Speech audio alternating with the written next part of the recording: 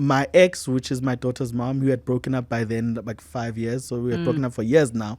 But it was important when she moved on and got married again and she had a new child. It was important for me to make sure that the relationship between the sister and my daughter, is very strong, and they become siblings, and then she gets to catch up on that. Because I feel like sometimes as parents we become so angry and so upset and so bitter that we lose out on the initial cause or reason of having children. Is children are not born to us; are not born for us; they're born through us. So we're just here to facilitate, pay the school fees and buy Melrose cheese so that they can grow up and learn about life and keep them safe. So it was important for me not to be selfish at that moment and not see my ex's child as not my child. Yes. But now to involve them. And I feel like it's healing for me because I get to spend time with her as well. And I get to see what a 3-year-old would act like again. And I get to see my 15-year-old daughter with a 3-year-old and how they interact.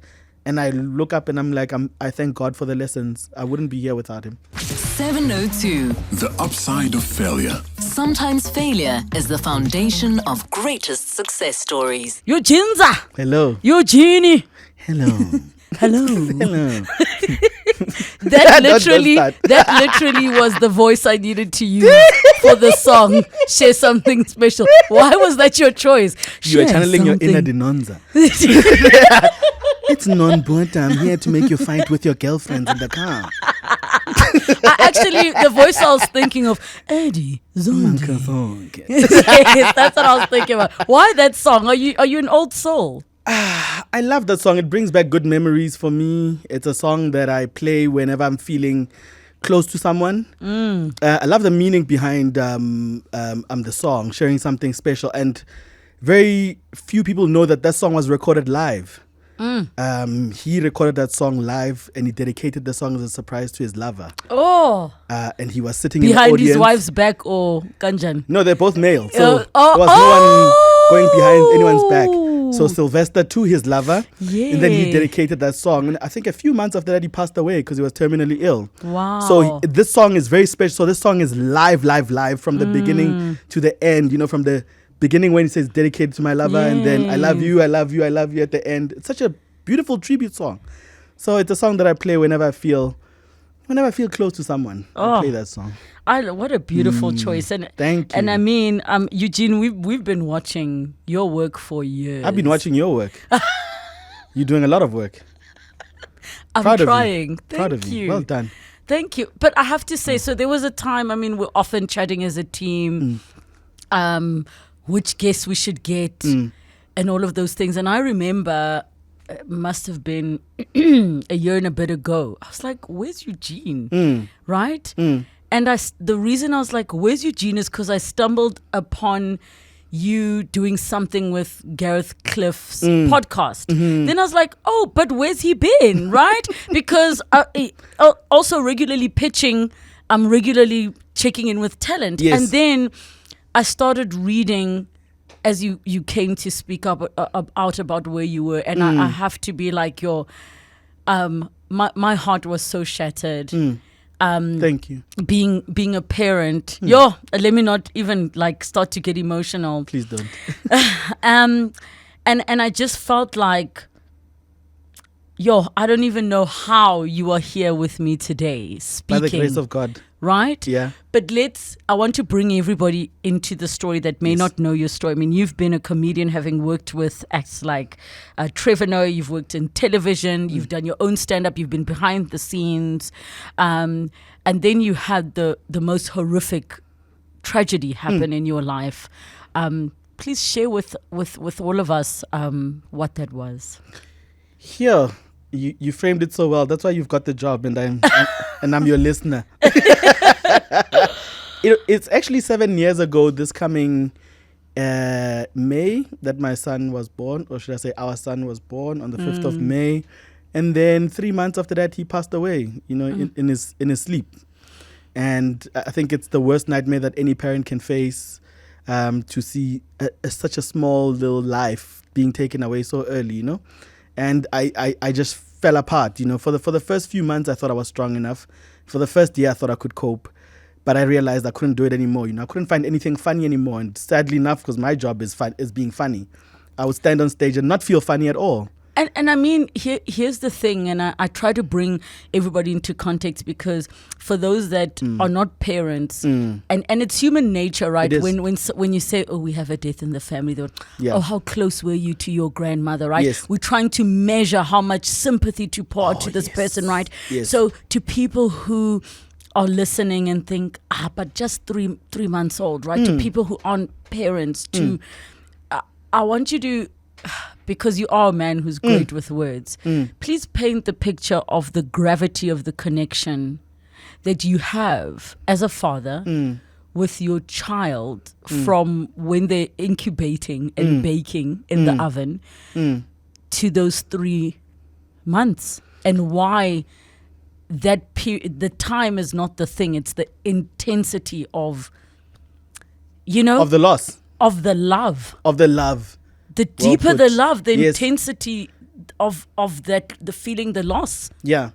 I have a 15-year-old daughter right now, Bushle, love of my life, my best friend. And at the time, she was, 9? About to turn 9. So I would say to most men that I've spoken to, men usually get attached when the child is born. Like when you see them. Yes. When you see them, someone holding them and then someone cutting the umbilical cord, and you're like, yeah, your instinct to Yes. protect kicks in there, and from then onwards, it's the love of your life. It's the person that you want to protect, sometimes even over your partner. You see this tiny life that has so much to learn, that you have so much to learn from, like right there being held by someone else, and you can't wait to hold them. And as soon as you hold them, you think to yourself, I can't let them go, Yes. and I want to hold them forever. And then you get comfortable. I got comfortable. There were no apparent signs that there was something wrong. So we got comfortable, and we thought we could cope with the situation, because he was born 3 months early and he passed away on the month that he was supposed to actually be born. The due date. Yes. So we were lulled into a sense of comfort, and we were thinking we had the best doctors in the country taking care of him. So it was perfect. Everything was good up until it wasn't. So the need to protect, and as a father who loves to protect, I feel like I failed. And for a long time I felt like I failed, and I kept on replaying the moment and thinking what could be done differently. And at that moment you want someone or something to blame. And funny enough, and I'm glad this happened between my partner and I, there was a peace that came over us, and we didn't find any fault in anybody, but we were so happy for the 90 days that we had spent with him. And I'm glad you say that, because I think many people that are dealing with grief are still sitting with, I would rather be angry than be sad, Absolutely. right? Yes. So It's easier. Yes. So that part of who's at fault, why didn't you do more? Why couldn't you do more?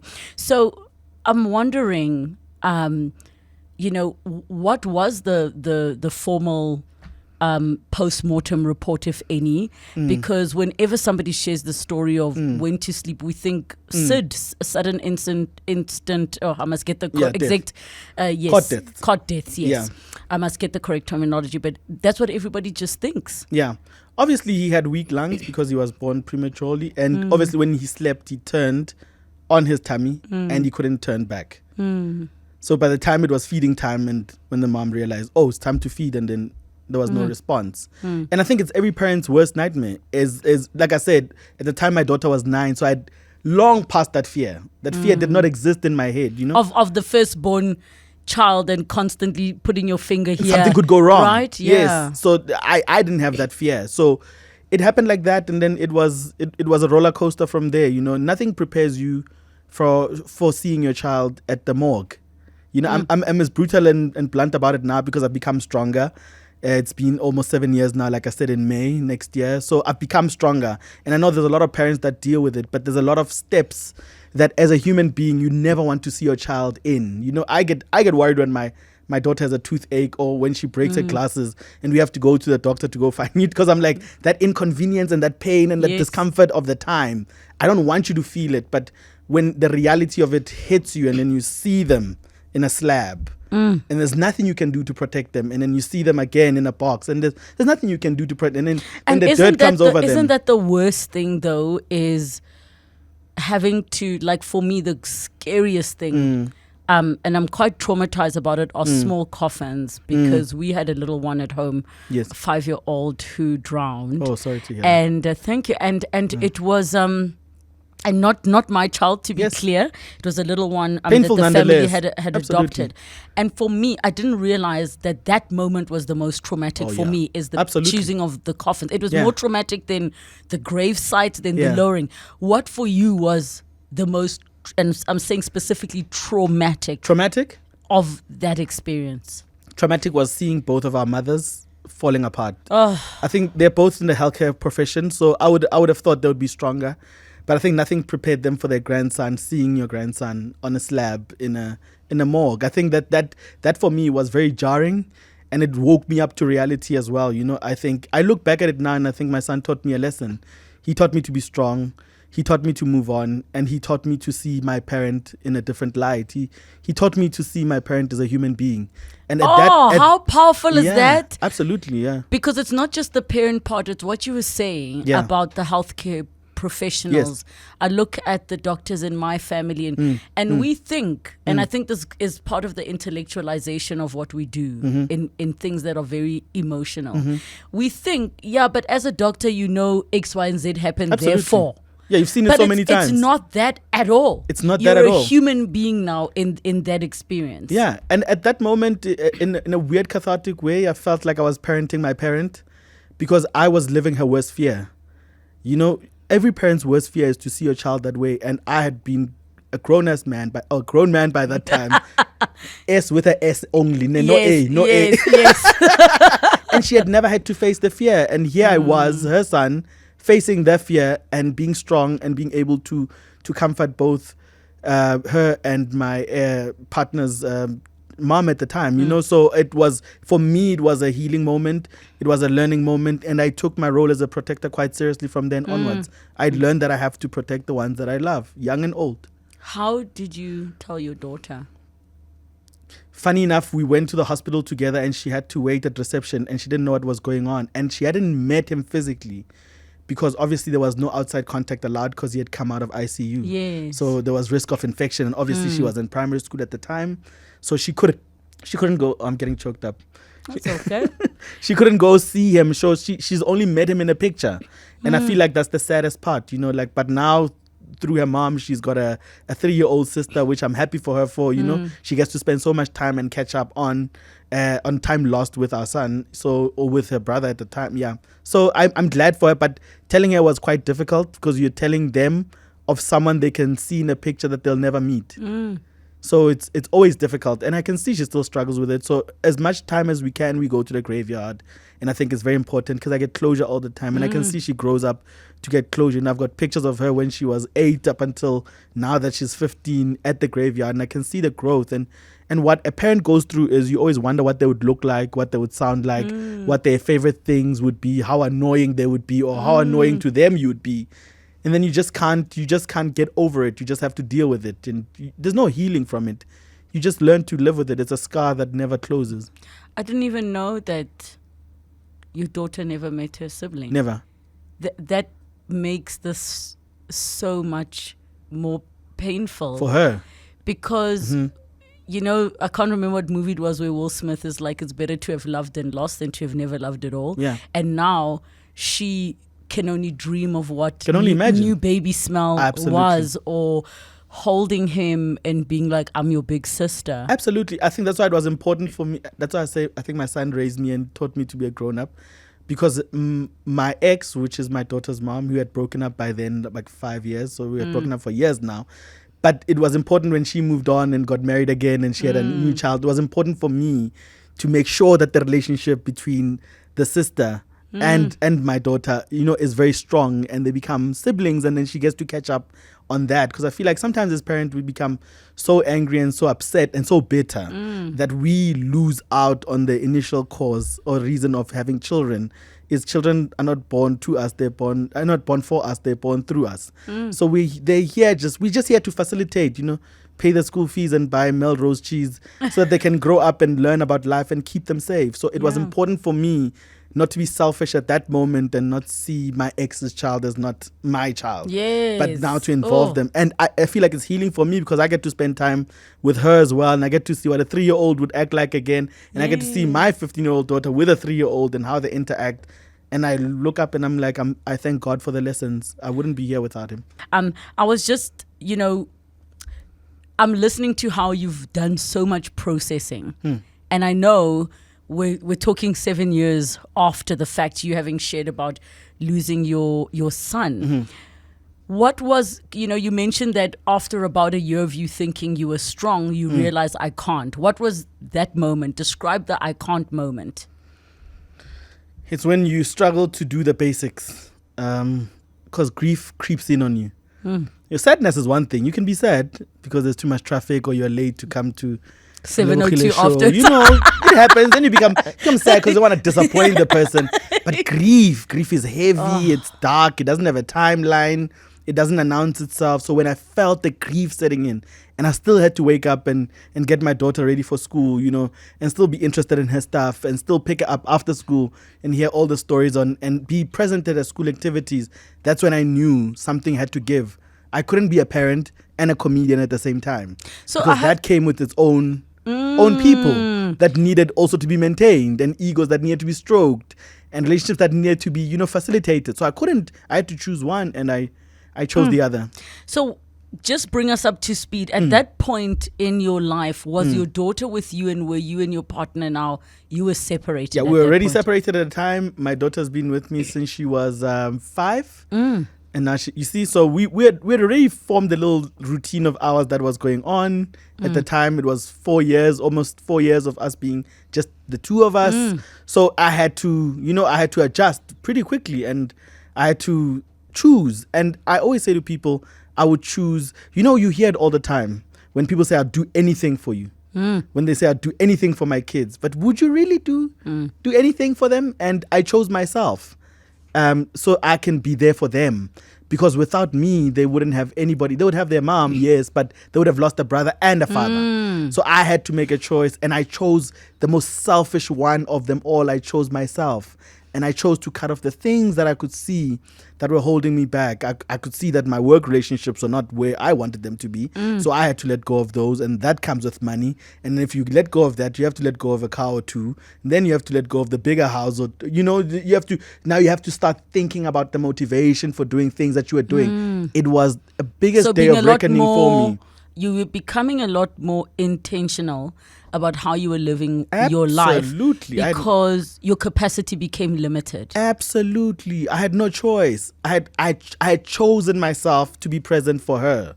And that meant I had to lose other stuff. And I remember I met up with my estate agent at some point, and very lovely Afrikaans lady said, Eugene, there's nothing that you can't buy again.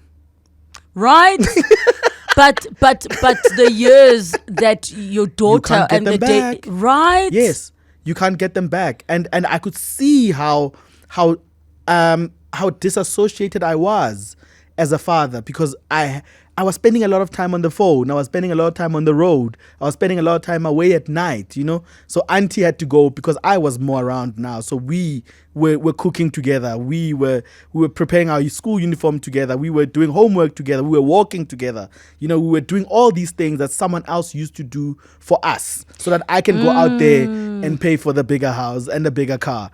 So now I was here. So my son gave me that gift. He gave me the gift of presence. I was finally here. So you then had to make a big decision. Absolutely. Which included relocation. And I know many people, my sister lives in Cape Town, and she often speaks about, like, she's not mentally in a space to be living in Joburg again, right? This thing is a jungle, eh? Describe it, because when you and I speak about it, it's also industry related. Please describe what that thing is that you feel is in Joburg that was not where you decided to move to, and tell us where you decided to move. I felt like I didn't belong here anymore. I felt like my ties here were not as strong as they should be, and I felt like I needed a reset. I always say my mom gave me the best superpower. When I was growing up, my mom would be, what's your superpower? And I'd say, I don't know. And she was like, the power to start over. if you are able to press the reset, you will not lack for anything, because you'll accept things as they happen, but you know that there's a do-over, and that's what I try to teach my daughter as well. So I knew a restart was needed. I was not at the house that I had bought because I had all these ambitions for it. I was at a place that I moved into because we needed healing and a smaller space to be closer to each other and tight knit. But I felt like now we needed a view. We needed space, we needed more room, fresh air, and we needed the beach, and we needed the ocean, and I just said, the universe take the wheel, and I opened an app, a house rental app, and I just typed beach house, and then I pressed search. Really? Then the first house that showed up, I pressed on it. I called the lady. She said, "Why would you want to move here?" And I was like, "Because it's there." And what was the area? It's called Seaview in Port Elizabeth.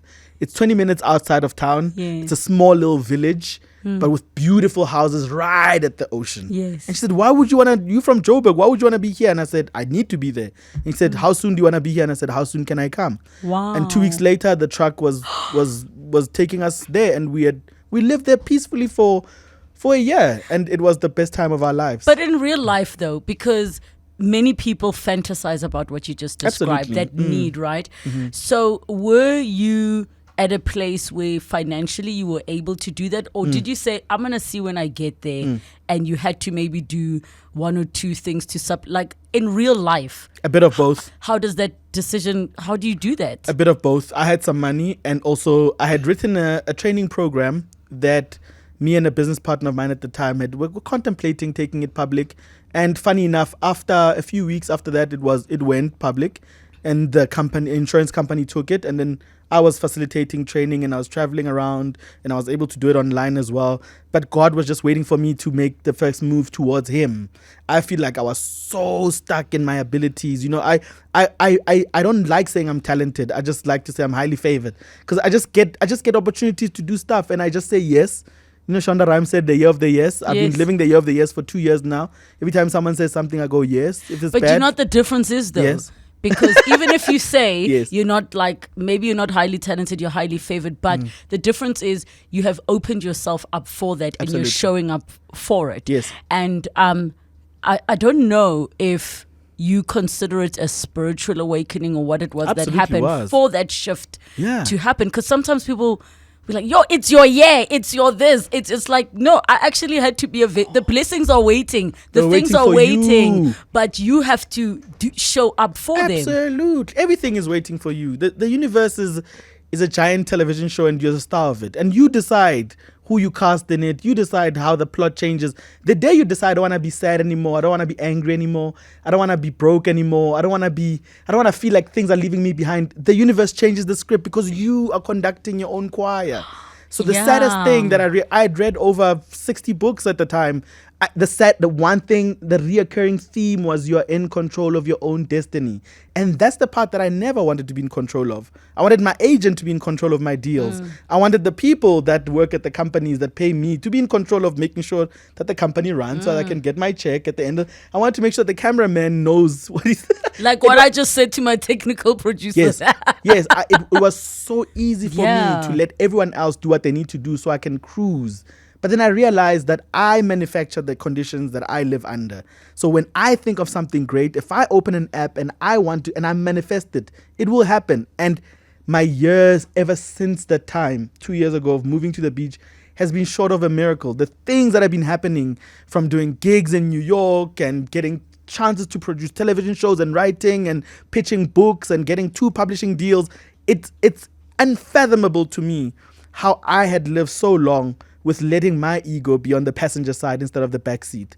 So I let my fears now ride with me in my car life. I let them ride with me in my passenger seat because they keep me on my toes and they remind me that there's nothing to fear.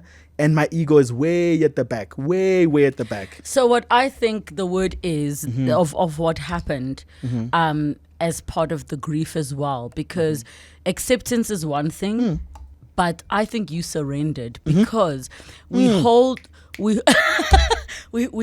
on to ideas of what success or being blessed looks like, right? Absolutely. So the moment you said success doesn't mean living in Joburg, for example. Yes. You opened up a new world, and there are many people who will be like, this is what success means. I must be in an executive role in corporate. But the moment you say, actually I'm open to what success can be. It might even be bigger than what you have imagined for yourself. Yeah, because you have fears. As a human being, you have fears and you have ego. So those two things are not helping you at all. So when they play a role in your life far bigger than just letting the universe guide you, instead of saying, religiously, if you just let the universe guide you, then you surrender. Because that's the best part of being alive, is understanding that it's not up to you what happens next. It's already preordained. So all you have to do is just surrender and just say, I'm manifesting the best possible outcome for myself. And that best possible outcome does not always mean great things. It might mean tragedy, so that you can further accelerate your growth and understand more and learn to trust more and then move forward. Because we have a big misconception about what success and what happiness and what growth is.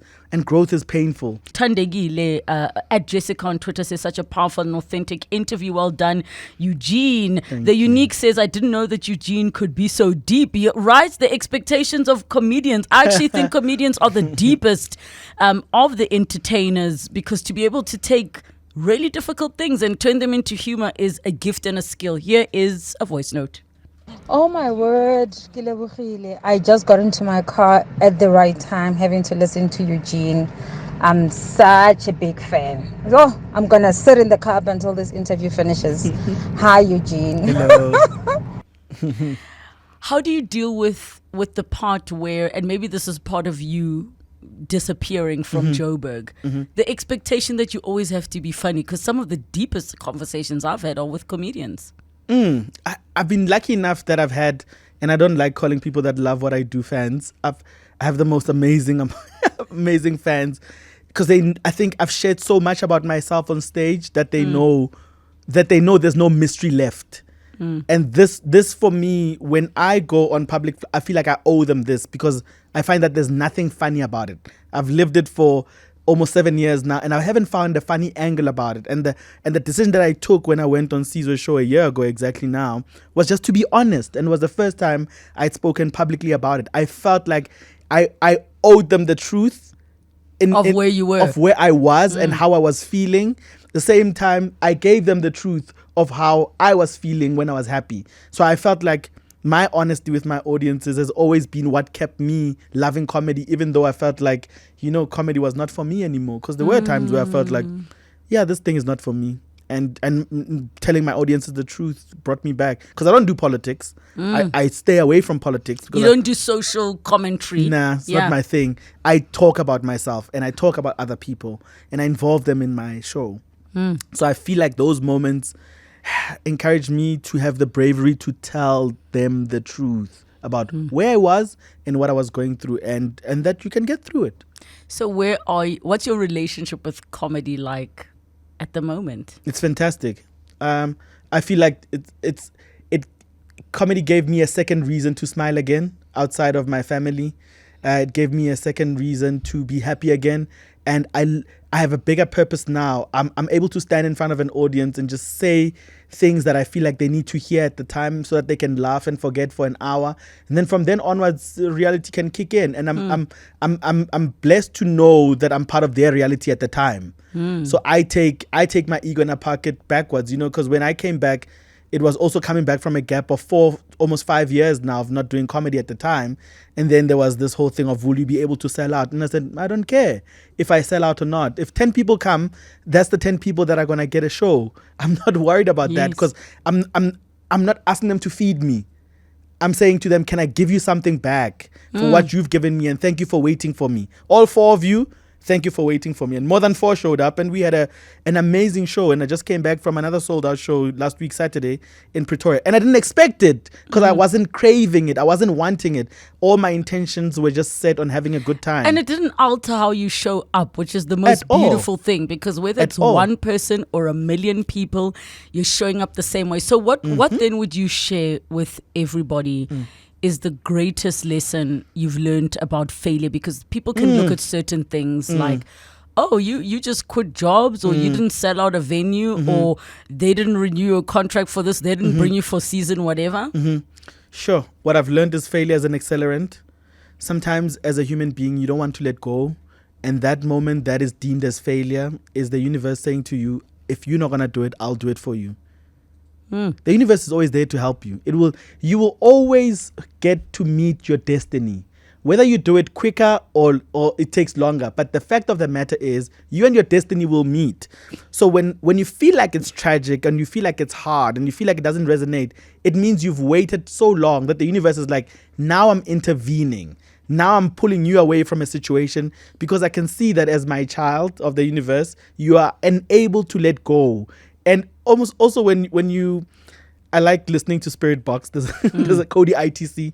I listen to him. He's on YouTube and he's also got a podcast. And he speaks to people who have departed. And the biggest reason that stops people from being from one spot to the next, which is heaven or whatever they deem as heaven, is the inability to let go.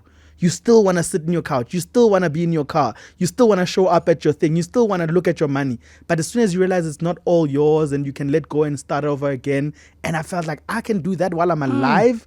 I can cut ties. I can let go. And I can meet new people. And I can meet myself again. And I feel like the greatest treasure you ever will find is meeting yourself. So with all of that being said and what you've shared... particularly about being a father and feeling like you failed your son. Have you forgiven yourself yet? I have. I had to. I chose myself first so I can be present for my daughter, and I had to forgive myself to love my son properly because the two couldn't coexist. I couldn't be angry at myself and still love him, because if I could show myself anger, it means I'm capable of anger. And I would be angry at him for leaving. And he didn't leave. He just was here for his purpose. So I had to forgive myself, as hard as it was. I had to let go of the guilt because it's a useless emotion. It's interest on debt that you'll never repay. And I had to learn to love again. And I had to embrace the tragedy. I loved that moment on the 8th of August in 2017 when he departed, because he made me meet myself at the point where I would have never chosen to do it myself. But he accelerated the growth that I'm experiencing now. And the fact that if one person can hear us talking now and feel like there's hope at the end of the tunnel, there's more than hope. There's a new life waiting for you. All you have to do is just surrender. I'm so proud of you. Thank you. Just like, I'm not even talking about your career, just what you've been through is so admirable. There are people in their 60s and 70s that are yet to meet themselves in that way. And I think you sharing your story of loss in this way is so important for so many parents, so many siblings, so many loved ones. So thank you, and thank you. Thank you for having me, and stay blessed, everybody, and I love you all. Eugene Khoza, ladies and gentlemen. 702. The upside of failure. Sometimes failure is the foundation of greatest success stories.